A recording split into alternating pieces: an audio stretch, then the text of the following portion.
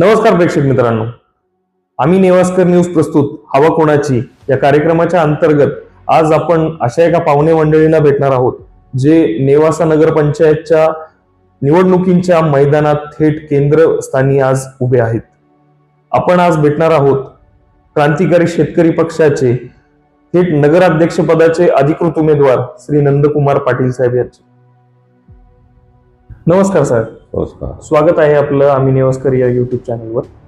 तर सर्वात प्रथम आता मी डायरेक्टच मुद्द्याला हात घालतो. आता आपले 2 दिवसावर अगदी निवडणूक येऊन ठेपलेल्या आहेत.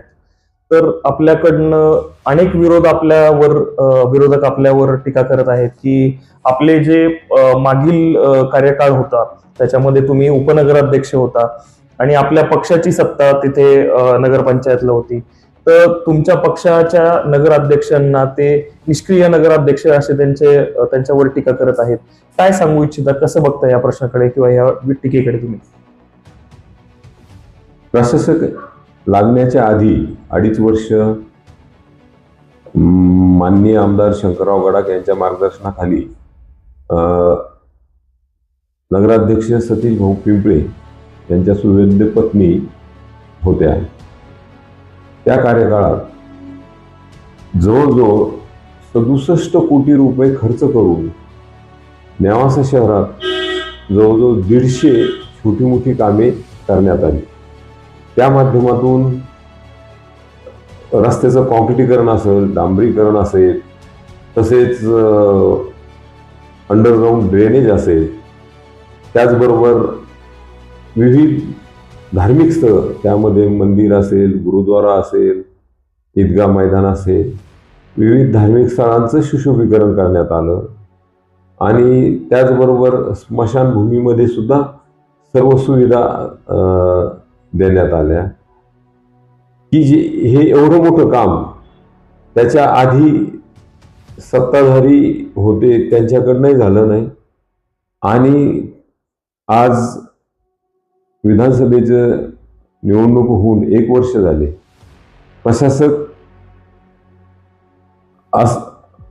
प्रशासक हे आमदार लोकनियुक्त लोकप्रतिनिधी आमदार यांच्या मार्गदर्शनाखाली काम करत असतं. तर ह्या 1 वर्षात नगरपंचायतला किती निधी आला हा संशोधनाचा विषय आहे. वृत्तपत्राला मोठमोठ्या बातम्या देण्यात आल्या, इतका निधी आणला, तितका निधी आणला, पण प्रत्यक्षात पाहिलं गेलं तर एक पैही ह्या 1 वर्षात निधी आलेला नाही. त्यामुळं मी आपल्या माध्यमातून विरोधकांना सांगतो की आरोप करण्याच्या आधी आपल्या खाली काय अंधार आहे हे पाहून आपण आरोप करायला पाहिजे. तर साहेब, मला एक प्रश्न असा विचारावासा वाटतो आपल्याला की कुठेतरी आज विरोधकांच्याकडनं अशा वारंवार टीका येताना दिसत आहे की कुठेतरी केंद्रात तुमच्या विरोधकांचं सरकार आहे, राज्यात त्यांचं सरकार आहे. तर दोन्हीकडेही त्यांचं सरकार असल्यामुळे तुमच्याकडनं विकास कामासाठी टीका अशी होते की विकास कामासाठी तुम्ही निधी कसा आणू शकता किंवा तुम्हाला निधी आणता येणार नाही, असं त्यांचं थेट आरोप आहे. तर याच्याकडे कसं बघता, कसं याला हे करता येईल तुम्हाला? ज्या वेळेस माजी मंत्री शंकरराव गडाख यांच्या नेतृत्वाखालील पिंपळे मॅडम अध्यक्ष झाल्या त्यावेळेस सुद्धा अशीच परिस्थिती होती. वरती सरकार विरोधात होते, तरी पण माननीय शंकरराव गडाख यांच्या मार्गदर्शनाखाली जवळजवळ त्या 2.5 वर्षाच्या कालखंडात 67 कोटी रुपये आणून निधी आणला गेला. आज जे नगरपंचायत प्रशासकीय इमारतीचं काम पूर्णत्वास आलेलं आहे तो जवळजवळ 6.5 कोटी रुपयाचा तो निधी असेल त्यामध्ये. तसेच आज पोलीस स्टेशनची इमारतीचं काम खूप मोठं प्रगतीपथावर आहे, तो सुद्धा निधी हा आणला गेला. त्यामुळं निधी येणार नाही हा जो अपप्रचार केला जातो तर त्यावर माझं असं विरोधकांना सांगणं आहे, त्यावेळेस निधी आला का नाही हे तर सर्व जनतेसमोर आहे. माझं बोलण्यावर जर विश्वास वाटत नसेल तर नगरपंचायतच्या रेकॉर्डला सर्व उपलब्ध होईल, पाहून घेऊन शहानिशा करू शकतात. पण माझा विरोधकांना सवाल असा आहे, तुम्ही 1 वर्षापासून सत्तेवर असताना तुम्ही नेवाशासाठी किती निधी आणला? पेपरबाजी केली म्हणून याचा अर्थ निधी आला असा होत नाही. प्रत्यक्षात निधी किती आला आणि आला किंवा नाही हे आम्हाला माहिती आहे. माझ्या माहितीप्रमाणे कुठल्याही प्रकारचा नवीन निधी नेवाशाला आलेला नाहीये. मागचे जे पैसे शिल्लक होते त्याच पैशावर हे जे काम करण्यात आलेले आहे. त्यामुळं विरोधकांचा जो आरोप आहे की वरती सरकारी विरोधात असल्यानंतर निधी आणता येत नाही, हा एकदम चुकीचा आहे. आणि अशा सत्ता मिळवण्यासाठी असे चुकीचे आरोप करून जर लोकांची दिशाभूल करण्याचा प्रयत्न करत असतील तर मी त्यांना सांगू इच्छितो, नेवासकर हे सुजाण आहे, हुशार आहेत, त्यांना पूर्ण कल्पना आहे की काम करणारे कोण आहे. त्यामुळं अशा आरोपाचा कुठल्याही प्रकारचा नेवासकरांवर परिणाम होणार नाही. ह्याच्यामध्ये आणखी एक मला प्रश्न असा विचारावासा वाटतो की हे तर झालं की तुम्ही मागच्या कार्यकाळामधले कामं सांगितले, मागच्या कार्यकाळातले तुम्ही जे काही कामं पार पडली त्याच्यामधून गोष्टी तुम्ही एक सांगितल्यात. पण आता जो तुम्ही ह्या निवडणुकीमध्ये रणांगणात उभे आहात, तर ह्या निवडणुकींकडनं तुम्ही निवडून आल्यानंतर तुमची काय भूमिका असणार आहे, काय कामे करू इच्छितात? नेवासकरांनी मला काम करण्याची जर संधी दिली तर मला नेवासकरांच्या अडीअडचणी बऱ्यापैकी माहिती आहेत. त्यामध्ये ज्या काही मूलभूत सुविधा आहेत त्यामध्ये पिण्याचं पाणी की जे शुद्ध आणि नियमित कसं मिळेल, त्याचबरोबर नियमित स्वच्छता कसं केली जाईल, ह्या नेवासकरांच्या खूप मूलभूत गरजा आहे, ते प्राधान्याने सोडवल्या जातील. त्याचबरोबर नेवास स्वच्छ, सुंदर आणि झाडं लावून वृक्षारोपण करून नेवास कसं सुंदर करता येईल की जेणेकरून एक नेवाशीची वेगळी ओळख निर्माण होईल, त्यासाठी सुद्धा प्रयत्न केले जाईल. तसेच नेवासकरांचं महत्त्वाचा विषय म्हणजे जे शासनाच्या जागेत राहत आहेत त्यांना त्यांच्या मालकीचे भोगवटे लावून त्यांना घरकुलाचा लाभ कसा मिळेल हे सुद्धा खूप गरजेचं आहे. अशा विविध गोष्टी की जेणेकरून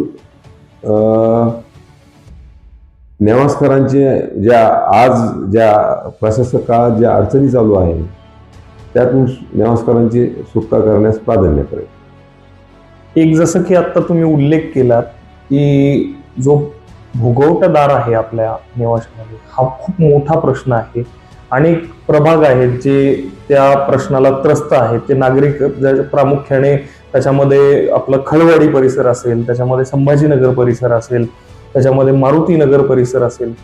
तर तुम्ही जसं की आता बोलताना म्हणालात की आपण यांना त्यांचं हक्काचं घर मिळवून देण्याचं काम करण्यात आपण प्रयत्न करणार आहोत. या मागे देखील तुम्ही मला जसं की आठवत आहे की सरपंच पदावर तुम्ही विराजमान असताना तुम्ही त्यांना कुठेतरी त्यांना उतारे दिले देखील होते आणि काही तांत्रिकी अडचणींमुळे ते कुठेतरी रद्द देखील झाले होते. दुर्दैवी बाब होती ती.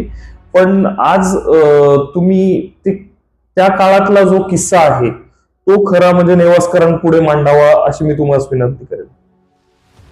हो, मी सरपंच असताना सर्व अतिक्रमणधारकांना त्यांचे हक्काचे उतारे मिळावे म्हणून आम्ही सर्वांचे भोगवट्याचे उतारे तयार करून वाटप केले. परंतु त्यानंतर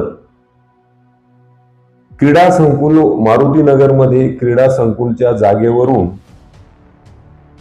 न्यायालयात गेलं आणि न्यायालयाने हे जे आपण भोगवटे लावले होते त्याला स्थगिती दिली. त्यामुळं तो प्रश्न अनिर्णित राहिला. म्हणून आता भविष्यात त्यांना न्याय मिळवून देण्याचा प्रयत्न करून त्यांना त्यांच्या मालकी हक्काचे भोगवट्याचे उतारे देऊन त्यांना त्यांचं स्वतःचं घर उभं करण्यासाठी प्राधान्य.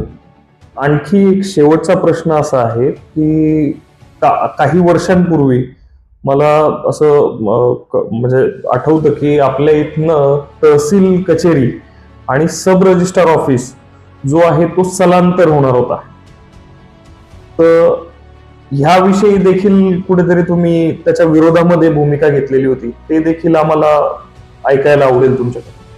हो, निश्चित.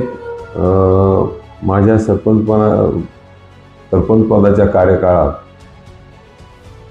शासनाने तहसील कार्यालय व रजिस्टर कार्यालय हे नेवासा फाट्यावर नेण्याचा घाट घातला होता.